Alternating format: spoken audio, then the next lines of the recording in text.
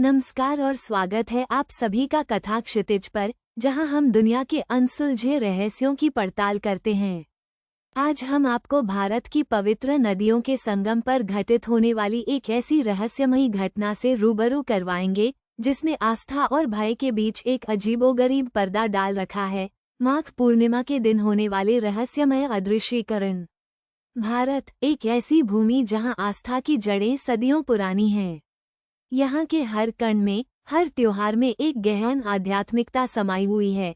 इन्हीं में से एक है माघ पूर्णिमा का पावन पर्व। यह वो समय होता है जब गंगा, यमुना और अदृश्य सरस्वती के पवित्र त्रिवेणी संगम पर लाखों करोड़ों श्रद्धालु मोक्ष की कामना से एकत्रित होते हैं। प्रयागराज की रेती पर एक विशाल अस्थायी शहर बस जाता है, जहां हर तरफ भजन, कीर्तन और आस्था की लहरें उठती हैं। कल्पना कीजिए, भोर की ठंडी हवा, आसमान में उगते सूरज की नारंगी किरणें और लाखों लोगों की भीड़ जो एक साथ पवित्र डुबकी लगाने के लिए नदी की ओर बढ़ती है। यह एक ऐसा अद्भुत नज़ारा होता है जो मन को शांत कर देता है और आत्मा को शुद्ध कर देता है। लेकिन इस आध्यात्मिकता और पवित्रता के बीच एक स्याह, अनसुलझा रहस्य भी पल रहा है, जो हर साल इस महाकुंभ या अर्धकुंभ के दौरान चिंता का विषय बन जाता है। हम बात कर रहे हैं माघ पूर्णिमा के पावन अवसर पर श्रद्धालुओं के रहस्यमय ढंग से गायब हो जाने की घटनाओं की। हर साल इस पवित्र पर्व के दौरान प्रशासन के रिकॉर्ड में सैकड़ों ऐसे नाम दर्ज होते हैं जो संगम तट पर आते तो हैं, पर कभी वापस नहीं लौटते। वे कहाँ जाते हैं? क्या वे भीड़ में खो जाते हैं, या फिर इसके पीछे कोई गहरा, भयावह षड्यंत्र है? गायब होने वालों में हर उम्र के लोग होते हैं। छोटे बच्चे जो अपने माता पिता का हाथ छोड़ देते हैं, युवा दंपति जो भीड़ में बिछड़ जाते हैं, वृद्ध श्रद्धालु जो अपने अंतिम दिनों में मोक्ष की तलाश में आते हैं और फिर कभी नहीं मिलते, यहाँ तक कि साधु संत भी, जो सांसारिक मोहमाया से दूर रहते हैं, वे भी इस रहस्यमय सूची का हिस्सा बन जाते हैं। प्रशासन और पुलिस के लिए यह एक बहुत बड़ी चुनौती होती है।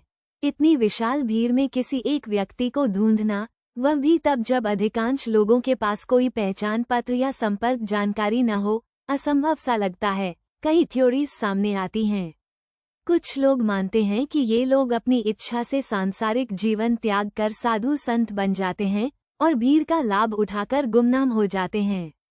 कुछ मानते हैं कि यह मानव तस्करी का एक बड़ा नेटवर्क है, जहां बच्चों, महिलाओं और असहाय लोगों को निशाना बनाया जाता है, उन्हें अपहरण कर भीख मंगवाने या अन्य अवैध गतिविधियों में धकेला जाता है। नदी में डूबने की आशंका भी होती है, लेकिन अधिकांश मामलों में शव नहीं मिलते, जो इस थ्योरी को कमजोर करता है। एक अन्य विचार यह भी है कि मानसिक रूप से कमजोर या याददाश्त खो चुके लोग भीड़ में भटक जाते हैं और कभी अपने घर का रास्ता नहीं खोज पाते।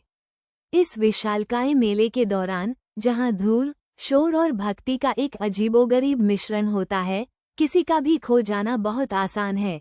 ये कल्पना करना भी कठिन है कि उन परिवारों पर क्या बीतती होगी, जो अपने प्रियजनों की तलाश में सालों तक भटकते रहते हैं, पर उन्हें सिर्फ एक अनुत्तरित प्रश्न और एक खालीपन मिलता है। माघ पूर्णिमा का पर्व हर साल हमें आस्था और आध्यात्मिकता की एक नई परिभाषा देता है, लेकिन इसके साथ जुड़ा ये रहस्यमय अदृश्यीकरण एक ऐसा दाग है जिसे कोई भी स्पष्टीकरण मिटा नहीं पाता।